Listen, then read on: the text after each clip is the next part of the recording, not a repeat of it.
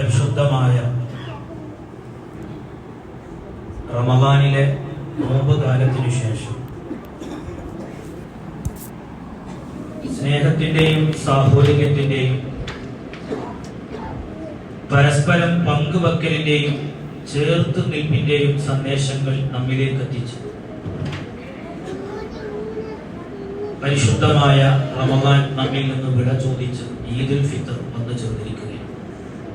ചെറിയ കുട്ടികളുമായിട്ട് വന്ന ആളുകൾ, അവർക്കറിയില്ല സദസ്സിന്റെ ഗൗരവം. കൊണ്ടുവന്ന ആളുകൾ അവരെ ശ്രദ്ധിക്കുകയും പരിഗണിക്കുകയും ചെയ്യും. സഹോദരങ്ങളെ, ഈ സമയത്ത് നമ്മൾ വളരെ ഓർമ്മിക്കേണ്ട ചില കാര്യങ്ങൾ സൂചിപ്പിക്കുകയും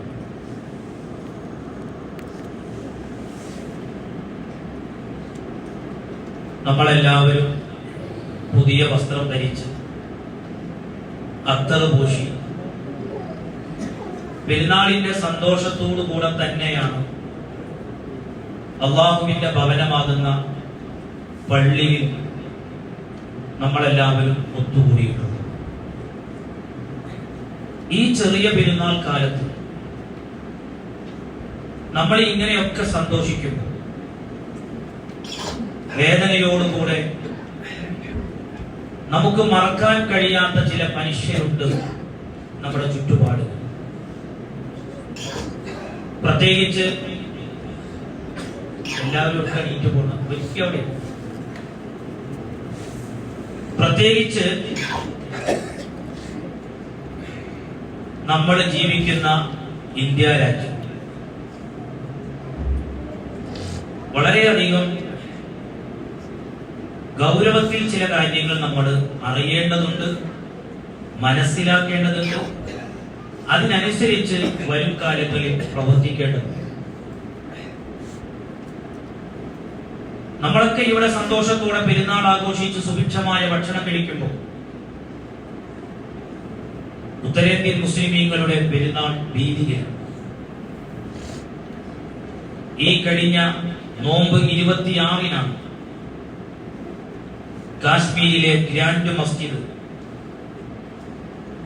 വെള്ളിയാഴ്ച ജുമുഅ കഴിഞ്ഞതിനു ശേഷം അധികാരികൾ ഇടപെട്ടുകൊണ്ട് പൂട്ടിച്ചു. അവിടെ ഇന്ന് ചെറിയ പെരുന്നാൾ നിസ്കാരത്തിന് അനുമതിയില്ല. കഴിഞ്ഞ വർഷവും ഇതുപോലെ അനുമതി നിഷേധിച്ചിരുന്നു. ഒഡീഷയിലെ ഗുരുഗ്രാമത്തിൽ നൂറ്റാണ്ടുകളായി ജുമുഅക്ക് വേണ്ടി ആളുകൾ ഒത്തുകൂടിയിരുന്ന സ്ഥലം, പെരുന്നാൾ നിസ്കാരങ്ങൾക്ക് വേണ്ടി ജനങ്ങൾ സമ്മേളിച്ചിരുന്ന സ്ഥലം, ആ ഗുരുഗ്രാമത്തിൽ അവർക്കിന്ന് ആരാധനാ സ്വാതന്ത്ര്യം ഇല്ല, അനുമതി നിഷേധിച്ചിരിക്കുന്നു. അലഹാബാദ് ഹൈക്കോടതിക്ക് സമീപമുള്ള പള്ളി ഭരണകൂടം പൊളിച്ചു കളയാൻ ഉത്തരവിട്ടു. ആ ഉത്തരവ് ഹൈക്കോടതി ശരിവെച്ചിരിക്കുന്നു. എന്താണ് അവർ പറയുന്ന ന്യായം? കോടതി വളപ്പിലാണ്, സർക്കാരിന്റെ പാട്ടഭൂമിയിലാണ് ആ പള്ളി നിലനിൽക്കുന്നത് എന്ന അടിസ്ഥാനരഹിതമായ ആരോപണങ്ങൾ ഉന്നയിച്ചുകൊണ്ടാണ് ഭരണകൂടവും ജുഡീഷ്യറിയും ആ പള്ളി പൊളിക്കാൻ കൂട്ടുനിന്നിരിക്കുന്നത്. ഉത്തരേന്ത്യയിൽ പള്ളികൾക്ക് നേരെ മാത്രമല്ല ഈ വൈരാഗ്യം വർദ്ധിക്കുന്നത്. ഒരു നാട്ടിൽ കലാപമുണ്ടാക്കാൻ ആ പള്ളികളിൽ ആരാധനയ്ക്ക് നേതൃത്വം നൽകുന്ന പള്ളി ഇമാമുമാരെ തെരഞ്ഞുപിടിച്ച് ആക്രമിച്ചാൽ അതിലൂടെ രാഷ്ട്രീയ ലാഭം കൊയ്യാം എന്നുള്ളത് ഫാസിസ്റ്റുകളുടെ അജണ്ടയാണ്. അതിന്റെ ഭാഗമായി കൊണ്ടാണ് കഴിഞ്ഞ മാർച്ച് 24-ന് മഹാരാഷ്ട്രയിലെ അൻവർ ഗ്രാമത്തിൽ ആ പള്ളിയിലെ ഇമാം ഖുർആൻ ഓതിക്കൊണ്ടിരിക്കുന്ന സമയത്ത് മുഖം മറച്ചെത്തി ഒരു കൂട്ടം ആളുകൾ ഖുർആൻ പാരായണം നിർത്തിവെക്കാൻ ആവശ്യപ്പെട്ട് ജയ് ശ്രീറാം വിളിക്കണമെന്ന് നിർദ്ദേശിച്ചു. വിസമ്മതിച്ചപ്പോൾ അദ്ദേഹത്തിന്റെ മുഖത്തേക്ക് രാസവസ്തുക്കൾ അടങ്ങിയ ഒരു തുണി ആ മുഖത്തേക്ക് ഇടുകയും അദ്ദേഹത്തിന്റെ ബോധം നഷ്ടപ്പെട്ടു. അദ്ദേഹത്തിന്റെ താടിരോമം നീക്കം ചെയ്തുകൊണ്ടാണ് ഈ കഴിഞ്ഞ മാർച്ച് 24 നമ്മുടെ ഇന്ത്യ രാജ്യത്ത് നടന്ന ഒരു സംഭവം. അവിടെ കൊണ്ട് അവസാനിക്കുന്നില്ല.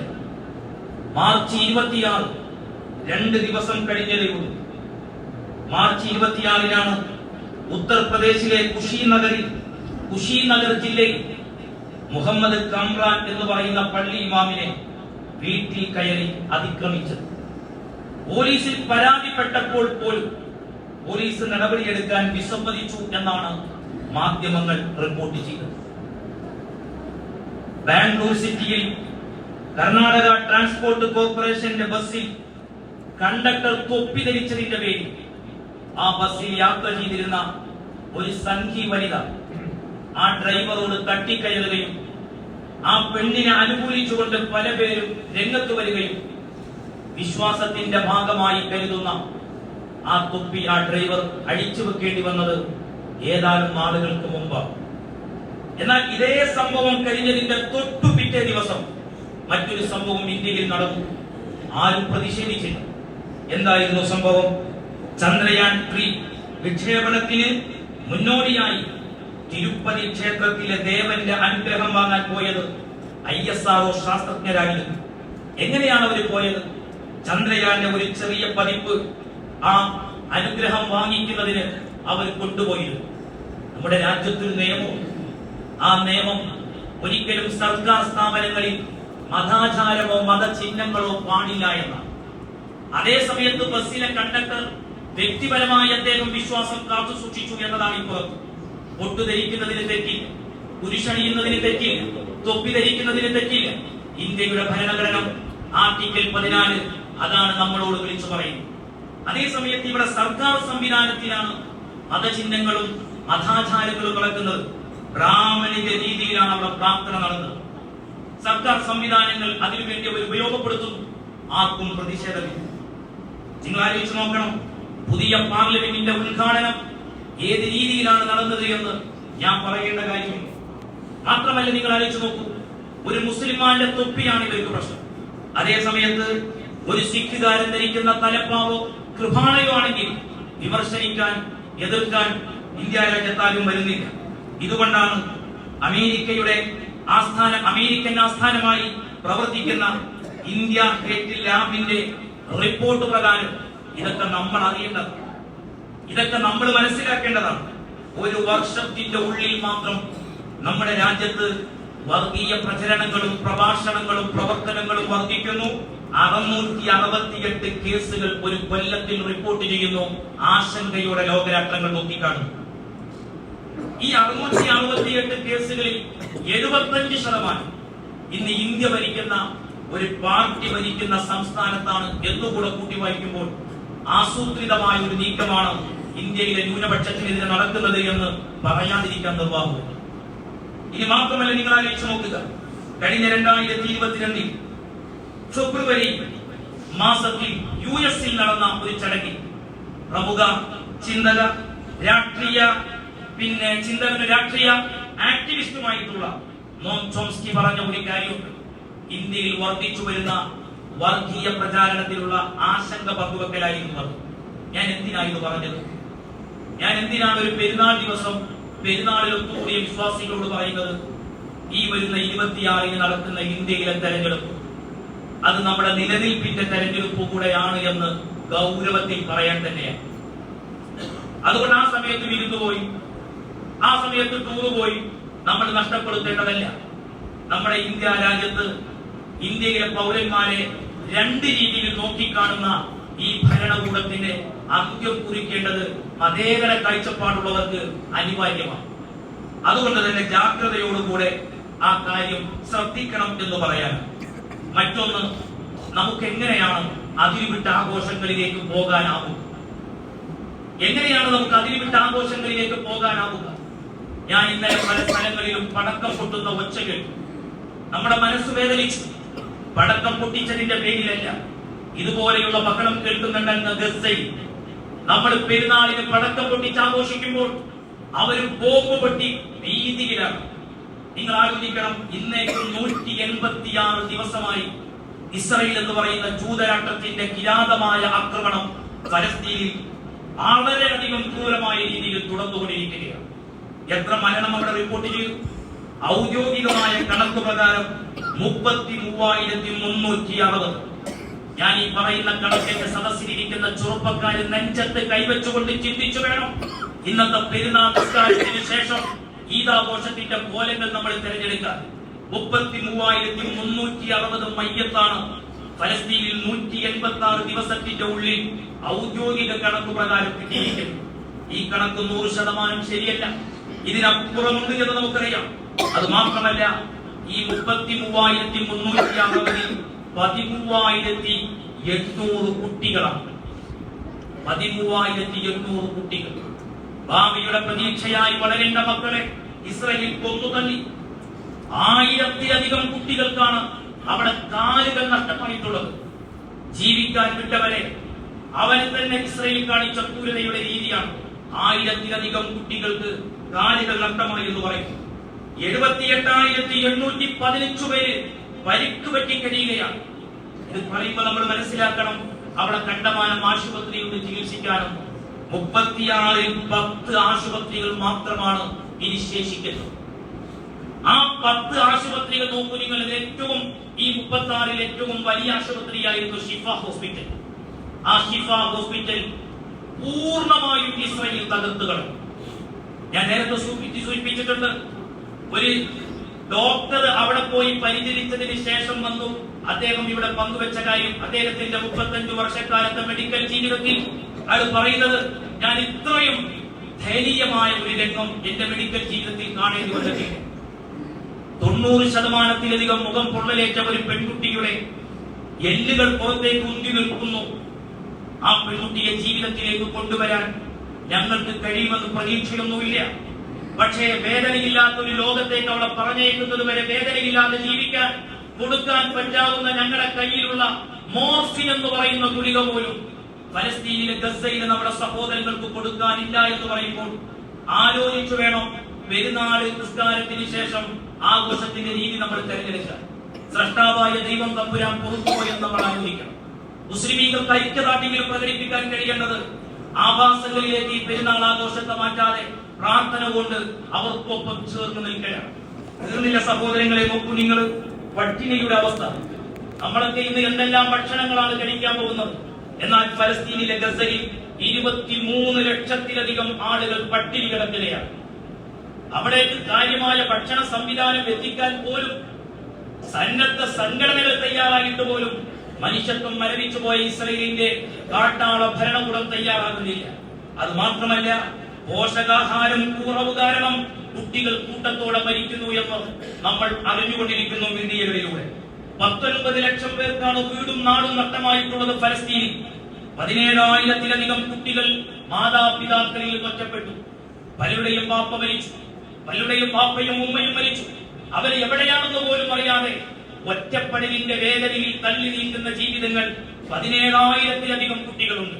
തീർന്നില്ല, റഫയിൽ 15 ലക്ഷത്തിലധികം അഭയാർത്ഥികളാണ്. ഇന്ന് നിങ്ങൾ പത്രം വായിച്ചു കാണും. ആ റഫയിലേക്ക് പോകാനാണ് വടക്കൻ ഗസ ആക്രമിച്ചപ്പോൾ ഇസ്രായേൽ പറഞ്ഞത്.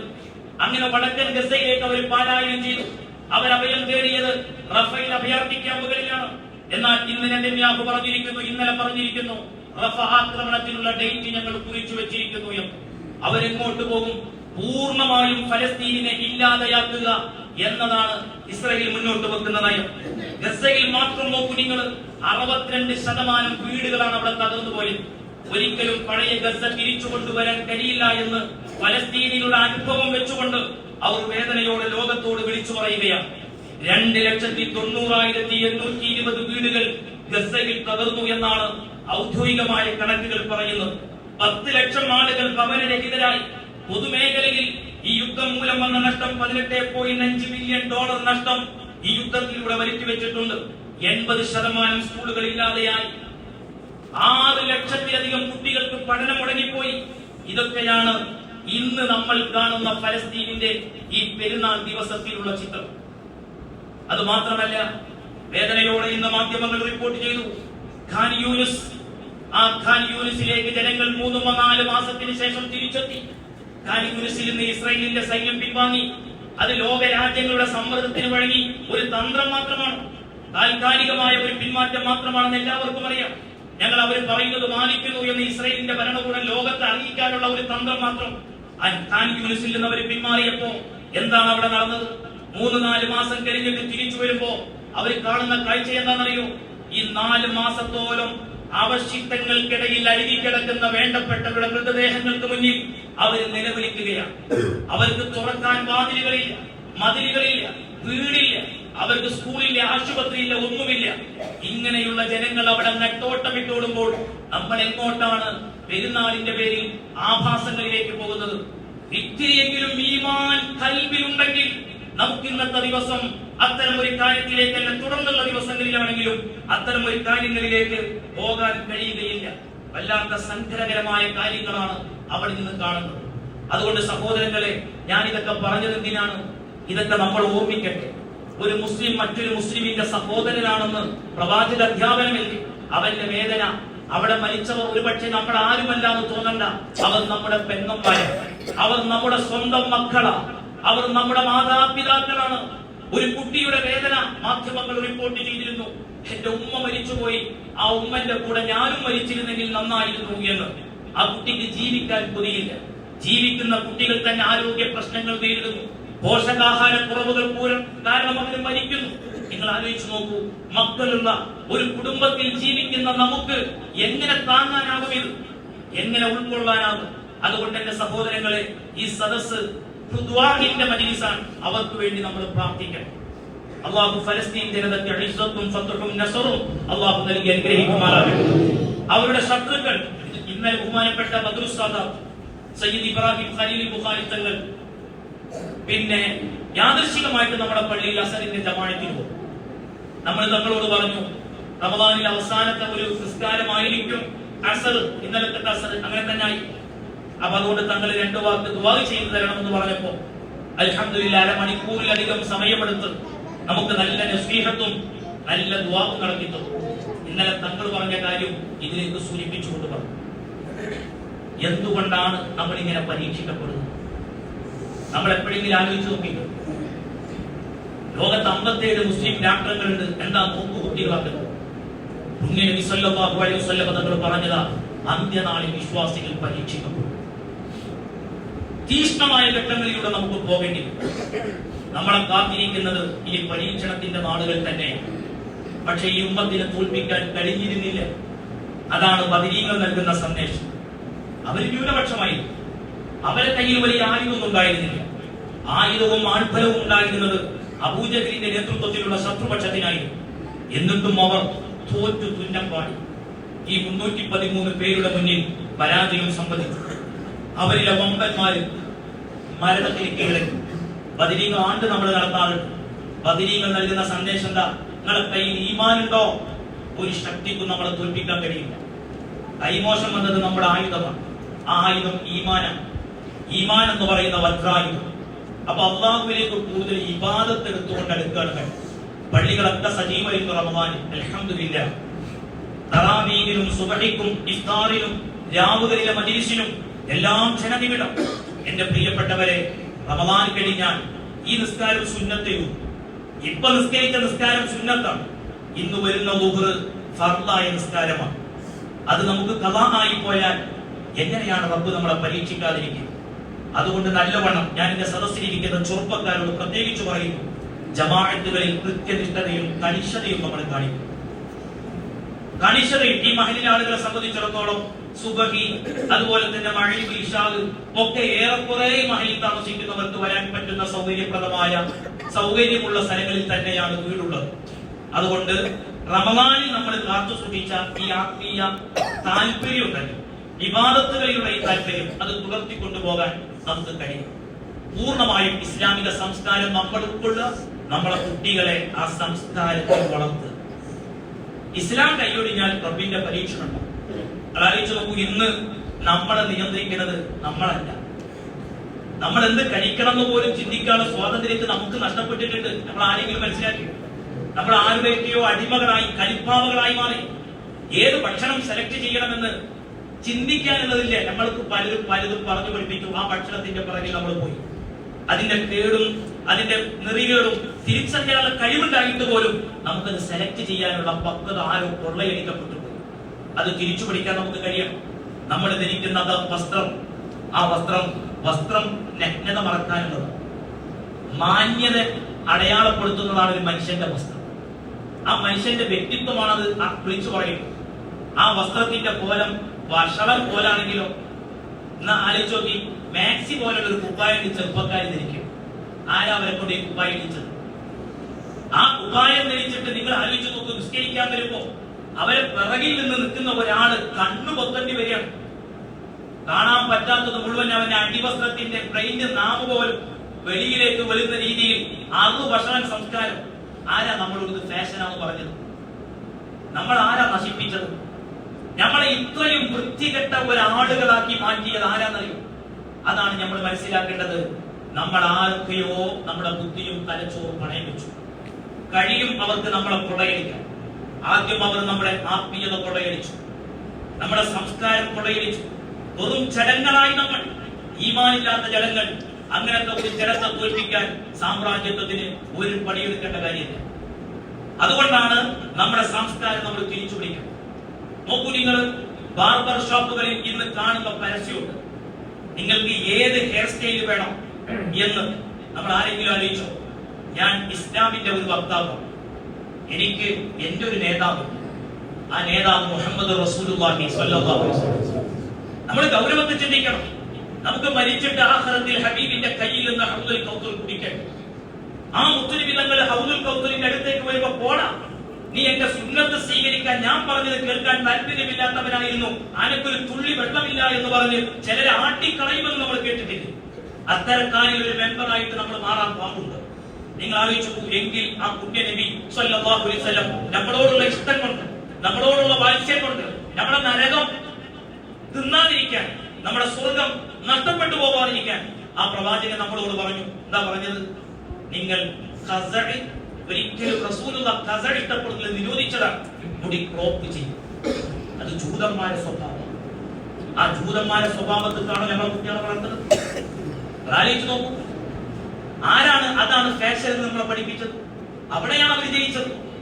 അവരെ തോൽപ്പിക്കാൻ നമുക്കുണ്ടോ കഴിയുന്നത്? വാട്സപ്പിലൂടെയും ഫേസ്ബുക്കിലൂടെയും ഇസ്രായേലിനെതിരെയും അമേരിക്കക്കെതിരെയും എന്തെങ്കിലും രണ്ടക്ഷരം കുറിച്ചിട്ട് ആത്മനിർവൃതി അടഞ്ഞ് AC ഇട്ട് പുതപ്പ് കൂടി കടന്നാൽ സമുദായത്തോടുള്ള ബാധ്യത തീർത്തു എന്നാണ് ഇന്നത്തെ പൊതുബോധം. അങ്ങനെയല്ല വേണ്ടത്. അവരുടെ കൾച്ചർ തിരിച്ചറിഞ്ഞ് വലിച്ചെറിഞ്ഞ് ഇസ്ലാമിക കൾച്ചർ ഉൾക്കൊണ്ട് ജീവിക്കാൻ തയ്യാറുണ്ടോ? നമ്മൾ ഇന്നത്തെ പുതിയ കാലത്ത് ഈ പീഡനം അനുഭവിക്കുന്ന രാജ്യത്തോട് കാണിക്കുന്ന ഏറ്റവും വലിയ ഐക്യദാർഢ്യമാണ് അവരുടെ ഉൽപ്പന്നങ്ങൾ ബഹിഷ്കരിക്കുക. ഇന്ന് നമ്മളൊരു വാർത്ത കണ്ടു. നിങ്ങൾ ആലോചിച്ച് നോക്കൂ, തുർക്കി അവരുടെ വിവിധ ഉൽപ്പന്നങ്ങൾ ഇസ്രായേലിലേക്ക് നിരോധിച്ചിരിക്കും. ചില രാജ്യങ്ങളിലെങ്കിലും ഇച്ഛാശക്തിയുള്ള തീരുമാനങ്ങൾ എടുത്തിരുന്നെങ്കിൽ നമ്മൾ ആലോചിക്കുക, നമുക്ക് ചെയ്യാൻ പറ്റുന്ന ഒരു കാര്യം ഈ ഘട്ടത്തിൽ ഫലസ്തീൻ ജനതയെ ഒഴിവാക്കിയതാണ്. അതെന്താ പറയുക? നമുക്കെന്താ തെരുവിലിറങ്ങിയിട്ട് ഇൻകിലാബ് വിളിക്കൽ മാത്രമല്ല, അതൊക്കെ ബാഹ്യ പ്രകടനങ്ങളും ചില ആളുകളെ ധരിപ്പിക്കേണ്ട പ്രതിഷേധത്തിന്റെ പോലെകളോ നമുക്ക് ചെയ്യാൻ പറ്റുന്നത്. 5 നേരത്തിലും മനസ്സറിഞ്ഞ് പൊട്ടിക്കരഞ്ഞ് ഫലസ്തീനിലെ ജനതയ്ക്ക് വേണ്ടി, പോലെ സലാമത്തിന് വേണ്ടി ആത്മാർത്ഥമായിട്ട് വരക്കാം. എന്തെങ്കിലും പൈസക്ക് ചെലവുണ്ട് നമുക്ക്, നമ്മൾ ചെയ്യാം. സംഘമായിട്ടുള്ള മജ്‌ലിസിൽ ഒറ്റക്കെടുത്ത് വേണം. രണ്ടാമത്തത്, പടിഞ്ഞാറൻ ഉൽപ്പന്നങ്ങളാണെന്ന് തിരിച്ചറിഞ്ഞാൽ ബഹിഷ്കരിക്കാനുള്ള ഒരു ഇച്ഛാശക്തി. ഓന്റെ ഡ്രസ്സാണെങ്കിലും വേണ്ടെന്ന് വെക്കണം, ഓന്റെ കഴിക്കാനുള്ള ബിസ്ക്കറ്റ് ആണെങ്കിലും വേണ്ടെന്ന് വെക്കണം. അങ്ങനെ ഫലസ്തീനിൽ മരിച്ചു വീണ നമ്മുടെ കുഞ്ഞുങ്ങളോട് നമുക്കൊരു ഐക്യദാർഢ്യം നടത്താം. അവരുടെ ഉൽപ്പന്നങ്ങൾ ബഹിഷ്കരിക്കാനുള്ള ഒരു ഇച്ഛാശക്തി. മറ്റൊന്ന്, ഈ ഘട്ടത്തിൽ ഈമാൻ പരീക്ഷിക്കപ്പെടുന്ന നാടുകളിൽ ഞാൻ എന്റെ റബ്ബിനും ആ റബ്ബ് എന്നിലേക്ക് പറഞ്ഞയച്ച ആ പ്രവാചകൻ മുഹമ്മദ് നബി സല്ലല്ലാഹു അലൈഹി വസല്ലം പഠിപ്പിച്ച ഒരു ഇഷ്ടമില്ലാത്ത കാര്യം ഞാൻ ജീവിതത്തിൽ ചെയ്യൂല. അതുകൊണ്ടാണ് ഞാൻ എന്റെ സുഹൃത്തുക്കളോട് പറയുന്നത്, നമ്മൾ മുടി വെട്ടുകയാണെങ്കിൽ, ഡ്രസ്സ് ധരിക്കുകയാണെങ്കിൽ പണ്ടത്തെ ഒരു മുസൽമാനെ കോലം കൊണ്ട് തിരിച്ചു പേര് ചോദിച്ചാലും ജാതി ഏതാണെന്ന് അറിയില്ല. ഞാൻ എന്താ പറയാ, നമ്മുടെ സമുദായത്തിന്റെ ഒരു അവസ്ഥ ആലോചിച്ചു. ഇതൊക്കെ എത്ര വേദനാജനകമായ കാര്യം. ഡ്രസ് കൊണ്ട് അറിയില്ല, ഓന്റെ മുടി കണ്ടാൽ അറിയില്ല. നമുക്ക് നമ്മളായി നമുക്ക് എങ്ങനെ ഹബീബിന്റെ മുന്നിലേക്ക് എങ്ങനെയായി മുടിയേറ്റുന്നത് പോകും? അപ്പൊ അതുകൊണ്ട് ചെറുപ്പക്കാരോട്, ചെറിയ കുട്ടികളെ മുടി വെട്ടിക്കൊടുക്കുമ്പോ രക്ഷിതാക്കൾ ആലോചിക്കണം. ചെറുപ്പത്തിൽ നമ്മൾ അങ്ങനെ അവരെ വളർത്തിയോണ്ടാണ് കുറച്ച് പറയും വാശിപ്പിക്കുക. എത്രയോ ആളുകളൊക്കെ അത് ശ്രദ്ധിക്കാതെ വളർത്തിയ കുട്ടികളുണ്ടല്ലോ. നമ്മൾ ആലോചിക്കുന്നത് കുട്ടികളൊക്കെ സ്കൂൾ കുട്ടിയ സമയമാണ്, പെരുന്നാളാണ്, പല ടൂറുകൾ പ്ലാൻ ചെയ്തിട്ടുണ്ടാവും. രക്ഷിതാക്കൾ ബുദ്ധിയുണ്ടെങ്കിൽ ആലോചിക്കുക, ഒരു ടൂർ മതി നിങ്ങളുടെ കുട്ടികളെ നഷ്ടപ്പെടുത്തി കളയാൻ. എത്ര രക്ഷിതാക്കളാ മദ്യത്തിന് അടിമകളായ കുട്ടികളെ കണ്ട് പൊട്ടിക്കരയുന്നത്? എത്ര മാതാപിതാക്കളെയാണ് കണ്ടുകുടിയന്മാരായ മക്കൾ കൊന്നു തള്ളിയതെന്ന്? മയക്കുമരുന്ന് ഉപയോഗിക്കുന്ന ഒരു മോനും പൊരയുണ്ടെങ്കിൽ എങ്ങനെ ബാപ്പ ധൈര്യത്തിൽ നമ്മൾ കിടന്നുറങ്ങും? ഓ രാത്രി കത്തിയെടുത്ത് നമ്മളെ കഴുത്തിൽ കുത്തൂലെന്ന് ഉറപ്പുണ്ട്? ഒരു ബോധമല്ലല്ലോ. സ്വന്തം ഓന്റെ ഉമ്മയെ ഓലെ കാമതം തീർക്കൂലെന്ന് എത്ര കേസ് റിപ്പോർട്ട് ചെയ്തു? സ്വന്തം സഹോദരിമാരെ വരെ വൃത്തികെട്ട കാര്യങ്ങൾക്ക് കണ്ടുകുടിയന്മാർ ഉപയോഗിച്ചത് എത്രയാണ് ഈ സമീപകാലത്ത് നമ്മളത് കേട്ടത്? 543 കോടി രൂപയുടെ മദ്യ കഴിഞ്ഞ 10 നാളിൽ പുതുവർഷത്തിന് കേരളത്തിൽ വിജയിച്ചത് 543 കോടി. സർക്കാർ മദ്യം നിരോധിച്ചു കണക്കൂട്ടോ, ഒരു സർക്കാരുടെ മദ്യം നിരോധിക്കും. 490 കോടി നികുതിയിൽ സർക്കാരിന്റെ ഖജനാവിലുണ്ടോ? ഇതിനെങ്ങനെ സർക്കാർ മദ്യം നിരോധിക്കും? യഥേഷ്ടം കൊടുക്കും, അതിലൊന്നും സംശയം. ഇപ്പൊ ജർമ്മനി കണ്ടങ്ങൾ, ജർമ്മനിയിൽ 3 കഞ്ചാവ് ചെടി വളർത്താനുള്ള ഔദ്യോഗിക അനുമതി. ഞങ്ങൾ 3 കഞ്ചാവ് ചെടി ഒരു വീട്ടിൽ വളർത്താം. 25 ഗ്രാം കഞ്ചാവ് കയ്യിൽ വെച്ചാൽ കേസി. ജർമ്മനിയിൽ തുടങ്ങിയെങ്കിൽ നാളെ ഇന്ത്യയിലേക്ക് എത്തും. നമ്മുടെ നാടെങ്ങനെ കഥാപാതത് എങ്ങനെയൊക്കെ സംഭവിക്കാൻ പോകുന്നത്? മുത്തുനബി പറഞ്ഞിട്ടുണ്ട്, കൊലപാതകം വർദ്ധിക്കും. എന്തിനാ കൊല്ലപ്പെട്ടോന്ന് അറിയില്ല. ഞാൻ അവനെ കൊന്നൂന്ന് അറിയില്ല. ദോശ കിട്ടാൻ വൈകിയല്ലേ ഈ റമദാന്റെ തൊട്ടു മുമ്പ് തെക്കഞ്ചേരി ഒരു മനുഷ്യനെ പട്ടാപ്പകൽ നോക്കി നിങ്ങൾ വൈകുന്നേര സമയത്ത് ആ ഹോട്ടൽ അടിച്ചു തകർത്തിട്ട് ആക്രമിച്ചത്? എത്ര കേസുകളാണ് നമ്മള് ഈ ലഹരി ഉപയോഗിക്കുന്ന, മയക്കുമരുന്ന് ഉപയോഗിക്കുന്ന ആളുകൾ നാട്ടിലേക്ക് പെരുകിക്കഴിഞ്ഞാൽ ഒരു മനുഷ്യന് പുറത്തിറങ്ങി ജീവിക്കാൻ കഴിയും. എല്ലാ സമാധാനവും നഷ്ടപ്പെട്ടു പോകും. അതുകൊണ്ട് നമ്മളെ സംബന്ധിച്ചിടത്തോളം അൽഹംദുലില്ലാഹ് നമ്മുടെ ഈ മഹല്ലിന്റെ അച്ചടക്കം നമുക്ക് എല്ലാ ദിവസവും ഇവിടെ പള്ളികളിൽ ജനതി വിടരും. ഉസ്താദ് പറഞ്ഞതുപോലെ അത് നമ്മൾ കാത്തു തുടരണം. എങ്ങനെ? നമ്മൾ സുബൈന്റെ ജമാഅത്തിൽ വരിക, നാട്ടിലുണ്ടാകുമ്പോൾ വരെ ചെറുപ്പക്കാർ ഈ പള്ളിയിൽ നിന്ന് ഇറങ്ങുന്നതിന് മുമ്പ് നമ്മൾ ദൃഢനിശ്ചയം ചെയ്യുക, അടുത്ത കൊല്ലം റമദാനാവുമ്പോഴും പള്ളിക്കാട്ടിലാവും. ഈ പള്ളിയുടെ പണി തുടങ്ങുന്ന സമയത്ത് എന്റെ കയ്യിൽ സംഭാവന തന്ന് ഏൽപ്പിച്ചിരുന്ന പലരും പള്ളിക്കാട്ടിലെത്തും. അവരാരെങ്കിലും കരുതിയിരുന്നോ പള്ളിക്കാട്ടിലെത്തും? ഈ നിങ്ങൾ ആലോചിച്ച് നോക്കി, പള്ളി പണി കഴിഞ്ഞു, കുറച്ചുകൂടെ പണികൾ നമുക്ക് ഇവിടെ പൂർത്തിയാക്കാനുണ്ട്. അത് കഴിഞ്ഞ് ഇൻഷാ അല്ലാഹ് അതിന്റെ ഉദ്ഘാടനം നടക്കുമ്പോ പറയുന്ന ഞാൻ ഒപ്പങ്ങൾക്ക് കിട്ടിയിരിക്കുന്ന അള്ളാഹ് വിളിച്ചാൽ പോണം. എപ്പോഴാ വിളിക്കാൻ നമുക്ക് അറിയില്ല. അതിന് അസുഖം വേണം? ഒരു അസുഖം വേണ്ട. ചെറുപ്പക്കാർക്ക് തോന്നുന്നുണ്ടോ വയസ്സാകണം? അറ്റാക്കായിട്ട് മരിക്കാനേ വയസ്സൊന്നും വരണ്ട. ഏത് പ്രായത്തിലും മരിക്കാം. മരിക്കണമെങ്കിൽ ഒരു കാര്യം വേണ്ടുള്ളൂ, മരിക്കാനുള്ള സമയം അതാണ്. അതുകൊണ്ട് നമ്മൾ നെഞ്ചത്ത് കൈവച്ചോടി ചിന്തിക്കുക. ജീവിതത്തിൽ പലരുണ്ടാവും യഥാർത്ഥ കൂട്ടുകാരൻ ആരെന്നറിയും? നിസ്കാരം കഥാക്കിയിട്ട് ബസ് സ്റ്റോപ്പിൽ ഇരുന്നിട്ട് ഫേസ്ബുക്ക് തോണ്ടി കളിക്കുമ്പോൾ കൂടെ ഇരിക്കുന്നവനല്ല യഥാർത്ഥ കൂട്ടുകാരൻ. നിന്റെ ബെസ്റ്റ് ഫ്രണ്ട് ആഖിറത്തിലേക്കുള്ള മുതലെടുപ്പുകാരെന്ന് പറഞ്ഞാൽ ആരെന്നറിയും? ഈ മരിച്ചിട്ട് ഒറ്റയ്ക്ക് പള്ളിക്കാട്ടിൽ 6 അടി വണ്ടിയിൽ കിടക്കൂലേ, അന്ന് എന്റെ കബറിന്റെ അടുത്ത് വരാൻ പറ്റുന്ന എത്ര കൂട്ടുകാരൻ എന്റെ ഫ്രണ്ട്സിലുണ്ട് എന്ന് ചിന്തിക്കും. ഓനാണ് എന്റെ ചെങ്ങാതി. ഓനെയാണ് നമ്മള് അക്ഷരം തെറ്റാതെ വിളിക്കേണ്ടത് ചങ്ക്. അതല്ലാതെ കയ്യിൽ കാശുണ്ടെങ്കിൽ വല്ലോടത്തും മന്തിക്ക് കൂടെ ഇരിക്കുന്ന ചങ്കല്ല. നിസ്കാരം കഥാക്കിയിട്ട് വല്ലോടത്തും കൂടെ ഇരിക്കുന്ന സ്വറ പറയാൻ കൂടെ കിട്ടുന്ന ചങ്കല്ല. ഓ നമ്മളെ ശത്രുവ. യഥാർത്ഥ ചങ്ക് എന്ന് പറഞ്ഞാൽ നിങ്ങൾ മനസ്സിലാക്കണം, പള്ളിക്കാട്ടിൽ ഒറ്റക്ക് കിടക്കുമ്പോ ഓന്റെ ചെങ്ങാതി, ഞാൻ ഓൻ ഉറ്റ ചെങ്ങാതി. ഓ അല്ലാതെ എനിക്ക് ഉറക്കില്ല, എനിക്ക് ഓനില്ലാതെ ഉറക്കില്ല, ഞാനില്ലാതെ ഓർക്ക് ഉറക്കില്ല. ഇങ്ങനെയൊക്കെ നമ്മൾ ചില ചെങ്ങായിമാരെ കുറിച്ച് പറയും. വേണം മനുഷ്യന് ചെങ്ങാത്തൊക്കെ, പക്ഷെ എപ്പോഴെങ്കിലും നമ്മളെ കബറിന്റെ അടുത്ത് വരും, ഓൻ വരുന്ന പ്രതീക്ഷ ഉണ്ട്. വേണ്ട, ഇപ്പൊ നമ്മൾ അൽഹംദുലില്ലാഹ് സദസ്സ് സന്തോഷമുണ്ട്. എല്ലാവരും ഇവിടെ തന്നെ ഇരുന്നാൽ എന്തിന്? നമ്മളെ മരിച്ച ബാപ്പ, നമ്മളെ മരിച്ച ഉമ്മാക്ക് വേണ്ടി നമ്മൾ ഇവിടെ ഇരുന്നത്. കാരണം ഓർക്ക് പെരുന്നാളില്ല, ഒന്നുമില്ല. ഓല് നമ്മളെ കഷ്ടപ്പെട്ടാണ് വളർത്തിയത്. ഓല് നമ്മളെ കഷ്ടപ്പെട്ടാ വളർത്തിയത്. നിങ്ങൾ ആലോചിക്കണം, ഒരു പട്ടിണി നടന്ന നാളുകൾ, എത്ര നാളുകൾ ഒരു പട്ടിണി കിടന്നു. ഓർക്ക് ഇതേമാതിരി നല്ലൊരു വസ്ത്രം ധരിക്കാൻ ഉണ്ടായിരുന്നില്ല. റമദാൻ നമുക്കറിയാം, ഒരു കാരക്ക കൊണ്ടുവന്നിട്ട് അതുമതി ഇനി എത്ര കഷ്ടാക്കാൻ പറ്റില്ല അത്രയും കഷ്ടാക്കിയിട്ട് അവർ കഴിച്ചത്. നമുക്ക് ഈന്തപ്പഴത്തിന്റെ പെട്ടി നമുക്ക് വേണ്ടത്. ഓല് അങ്ങനെ കഷ്ടപ്പെട്ട് ജീവിച്ചു. ഓൽക്കൊരു സുഖം നമുക്ക് ഇപ്പൊ കൊടുത്തൂടെ? ഒരു ജീവിതത്തിലോ ഒരു സുഖം അനുഭവിച്ചില്ല. ജീവിതത്തിൽ നല്ല ഒരു ദിവസം പോലത്തെ ഒരു AC കിടന്നുറങ്ങിയ ഒരു ദിവസം ഓൽക്കില്ല. മര്യാദ കിടന്നുറങ്ങില്ല, രാവും പകലില്ലാതെ പണിയെടുത്തു നമുക്ക് വേണ്ടി.